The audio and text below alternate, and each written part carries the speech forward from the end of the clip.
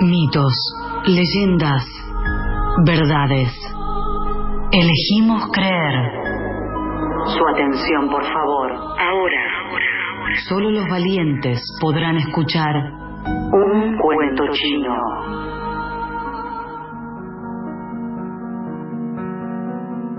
Para todos nosotros los argentinos, el 2001 fue el año de las pesadillas. Pero para él lo fue todavía más, porque todo empezó a suceder en el año 2001. No sabemos qué, por supuesto, porque ni Sol ni yo conocemos nada de esta historia. Solo sabemos que empezó a suceder todo en el año 2001 cuando este padre de familia, electricista de oficio, que vive en Granbur, ahí en el partido de Malvinas Argentinas, en el Gran Buenos Aires,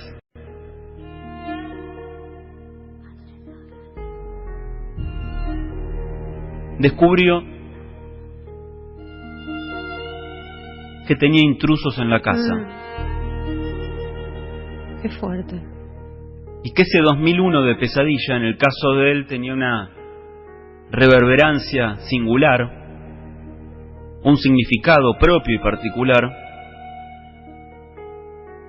porque fue el año en el que vivieron en peligro. Fue el año de la Odisea, 2001, el año en el que descubrieron los fantasmas en la casa de Granbur.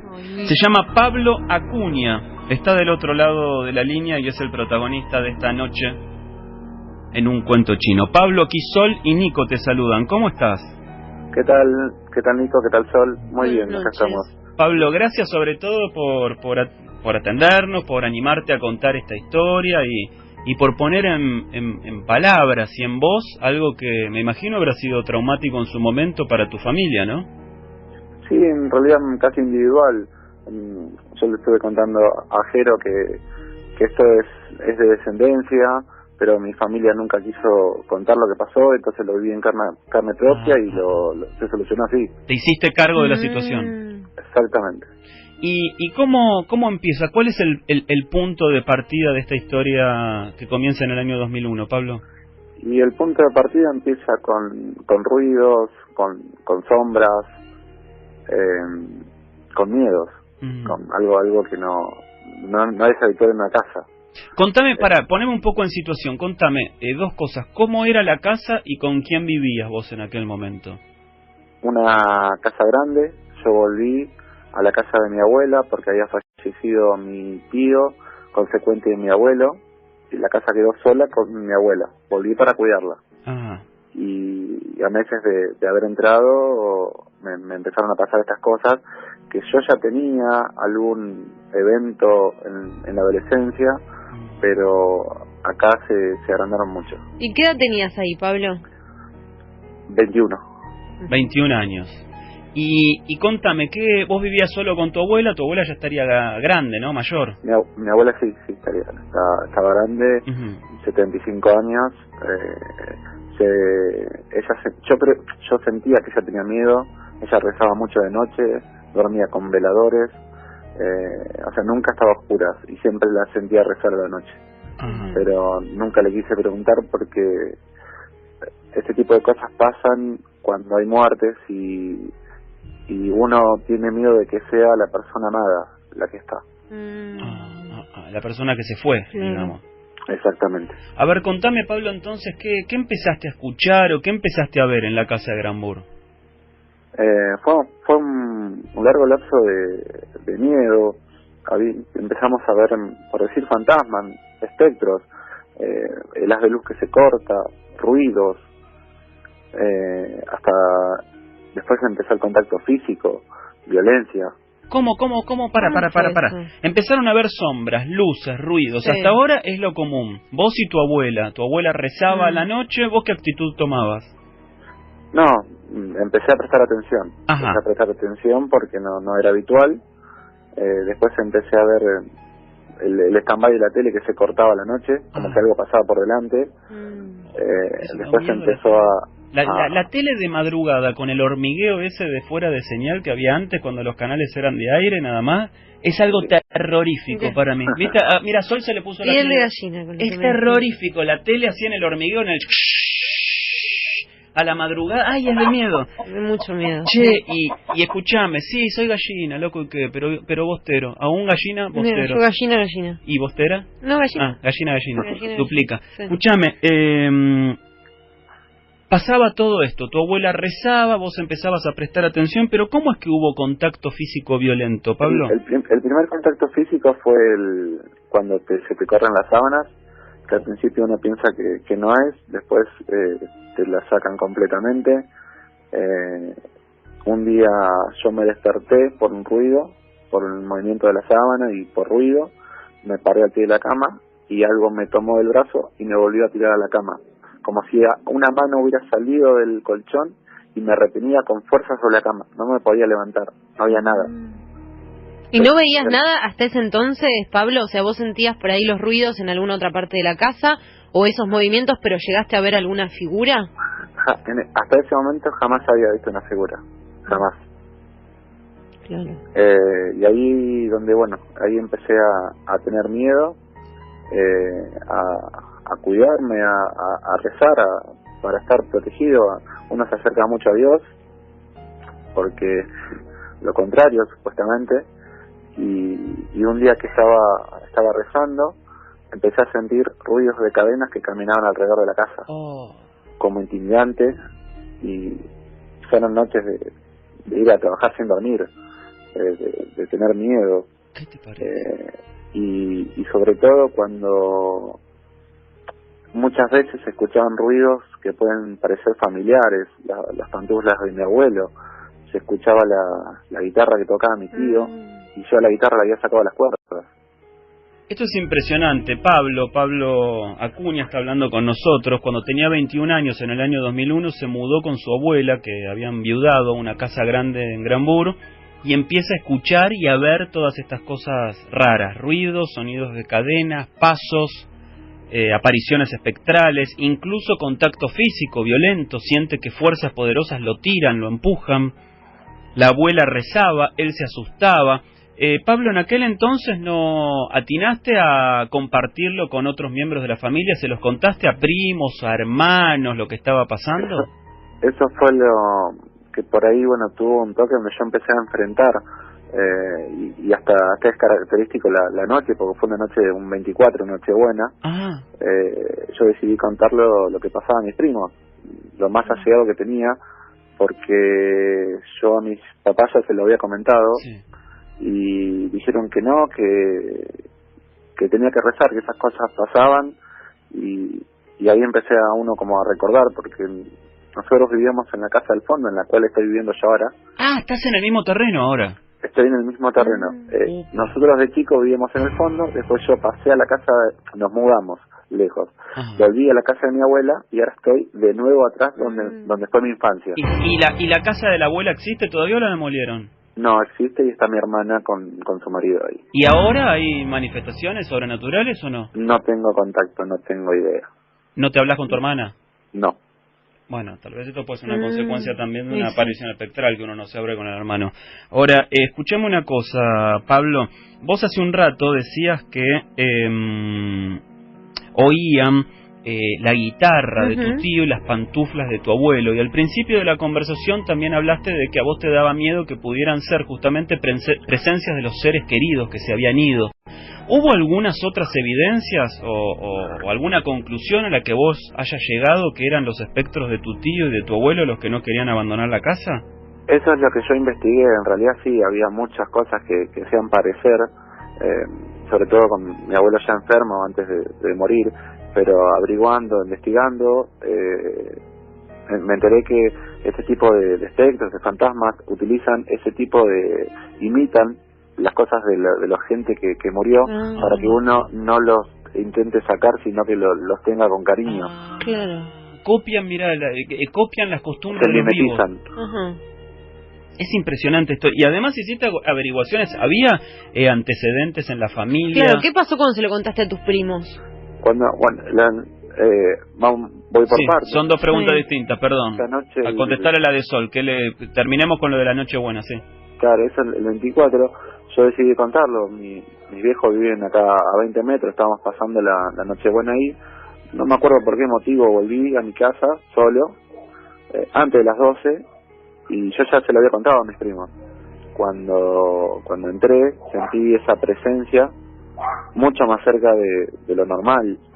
Sentí una respiración fuerte, enojada, y una entreluz en mi habitación que no era normal.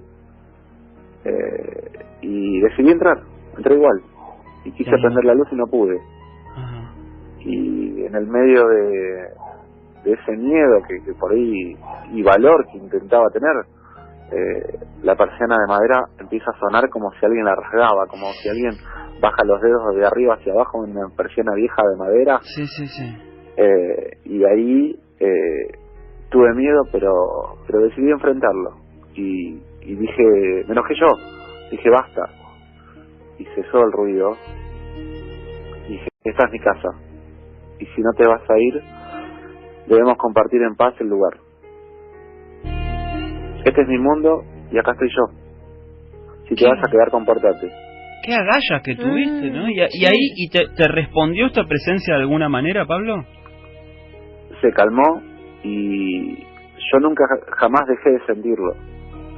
Pero esa fue la última noche donde sentí miedo y, por decirlo así, fue la última noche de terror.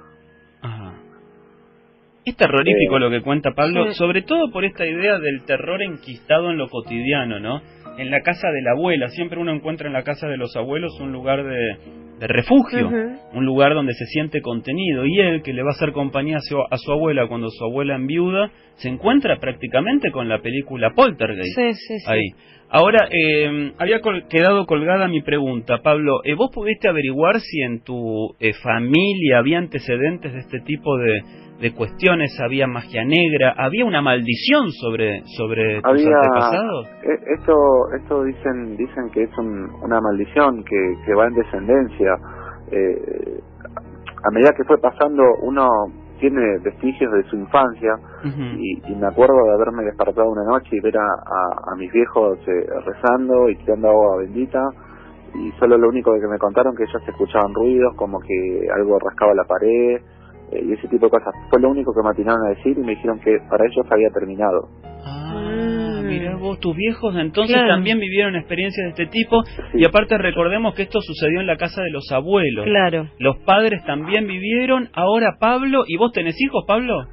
Yo tengo una nena, que eso es lo que digo, porque una vez investigando esto, porque obviamente fui a la iglesia, fui a hablar con gente que está en el tema, y hablando encontrás a mucha gente que le pasa estas cosas.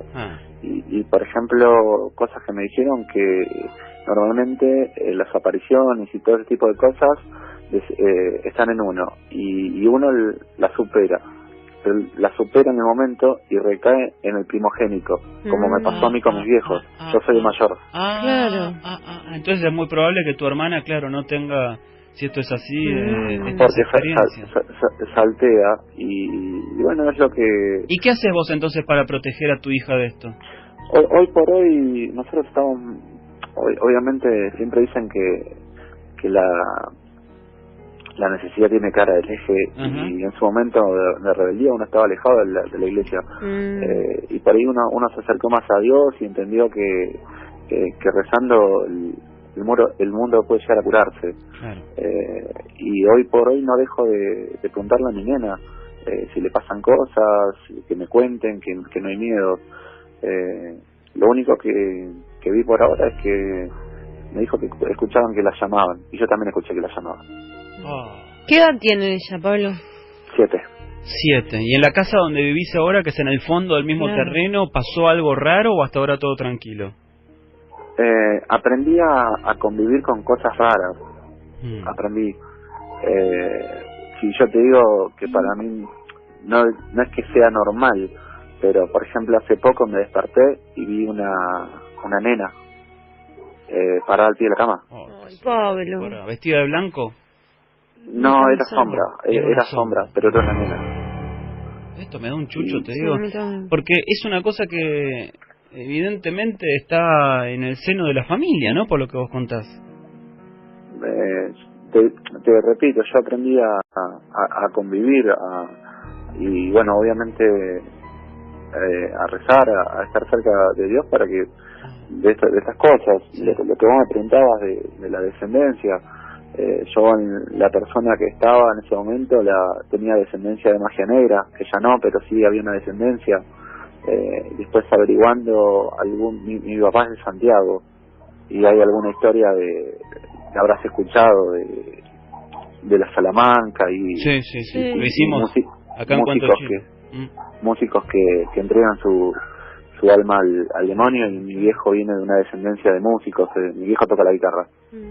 Mirá si entonces las generaciones posteriores están pagando viejas deudas de las generaciones pasadas. Yo creo que es así. Creo que es así. ¿Tuviste oportunidad de preguntarle a tu abuela, Pablo? No, y es el día de hoy que ella ya no está. Es el día de hoy que me arrepiento de no haberle preguntado, porque no sabía qué le iba a decir, porque yo sabía lo que estaba pasando, pero yo sentía el miedo de ella cuando rezaba la noche.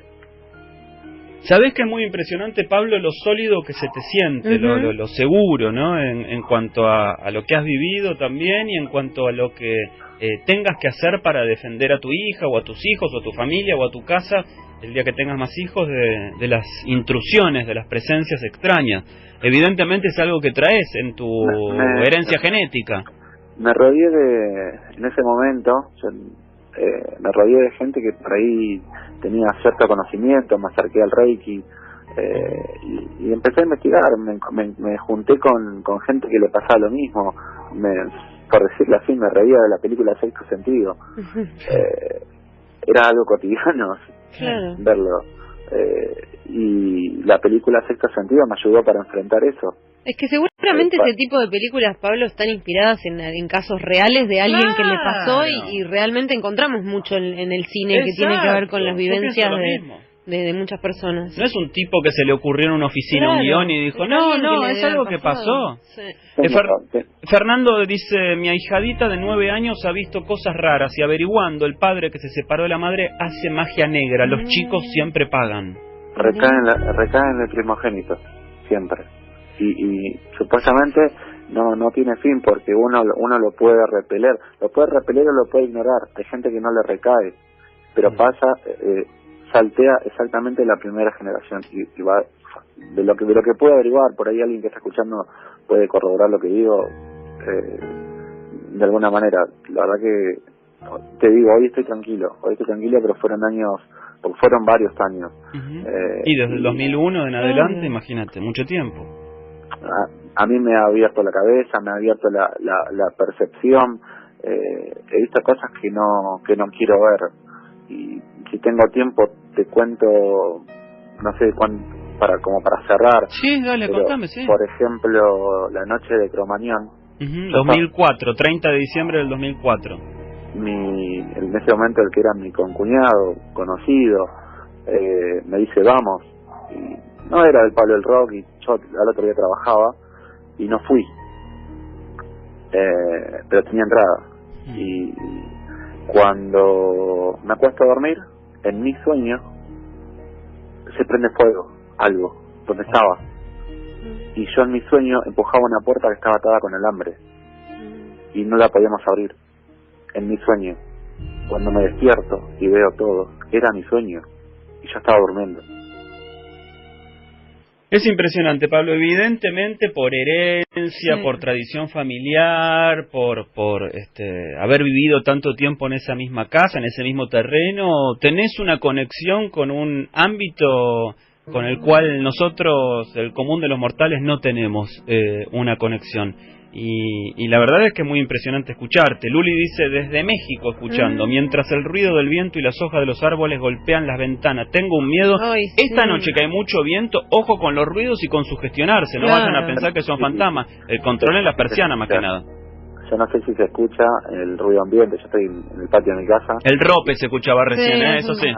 Y unos grillos. Sí. ¿El perro es real o es una aparición también? No, creo que es real. No es mío. Está bien. Los encerré porque tengo 2 caniches y claro. Va a ser insoportable. Ernesto dice, posta que se me erizó la piel como 500 veces. Qué historia, yo hubiera vendido y a vivir a otro lugar. Estoy esperando a mi esposa junto a mi hija y estamos los dos con un quickie bárbaro. Sí, Pablo. No solo no vendí, sino que compré. Se compré esa parte del fondo. Claro, te quedaste a vivir ahí, así que evidentemente lo tuyo roza el horror y la atracción también, y la fascinación, ¿no? Porque todas este tipo de experiencias llevan a convivir el lado oscuro con el lado luminoso. Sí, eso te iba a decir porque mismo lo que te conté de Cromañón y muchas veces me ha pasado en la calle de encontrarme gente que te saluda y vos, ¿quién es? No lo conozco, y gente me saluda en la calle y me ha pasado de salvarme de situaciones de un tipo que venía a robarle a alguien, no me roba a mí, roba al que sigue. Hasta yo sentí que ese miedo en la calle se transformó en una protección. Por eso, claro, puede ser que tenga su costado luminoso también, exactamente, su costado de burbuja, de cápsula de protección. Eso también puede ser, ¿por qué no? Fuera de repelerlo, lo que hice fue correrlo a un costado. Yo sigo para adelante, es la política, y lo que hablé con Jero también, que le decía, mi miedo es la descendencia, por eso muchas veces estoy pendiente de lo que pasa, de preguntar, de estar con tu nena, claro. Sí.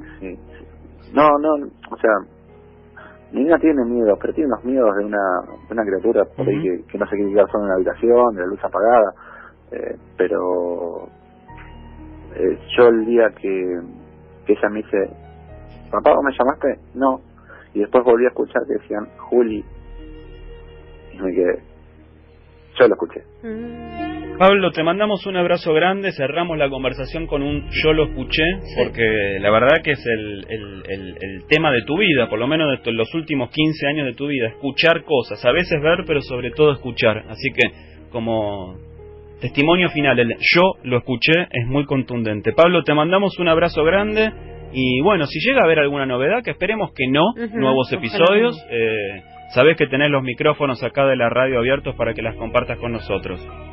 Tengo para llenarte muchos programas, pero ya lo veo. Te agradezco el tiempo y los escucho siempre y gracias por escuchar. Gracias, Pablo. Por compartirlo, Pablo. Un abrazo grande, gracias, Pablo. Pablo Acuña. Gracias. Mira, me quedo pensando, ¿ves, Pablo? Si estás ahí, quédate escuchando lo que voy a decir. El gracias por escuchar es valioso porque la mayoría de las personas, cuando viven estas experiencias, se enfrentan a la burla y al descrédito de los demás.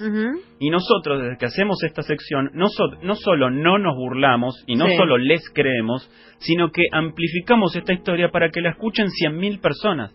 Y a juzgar por los mensajes que tenemos, la mayoría, la abrumadora mayoría de esas 100.000 personas, tampoco descreen ni se burlan. Claro, y muchas veces esto inspira a que gente, a mí me pasa, que me vienen y me cuentan historias que les pasaron y que la quieren compartir y que dicen, tengo un cuento chino y está más cerca de lo que uno piensa. La Casa de Granburg, hoy lunes 5 de diciembre, protagonista, escenario, centro vital de un cuento chino.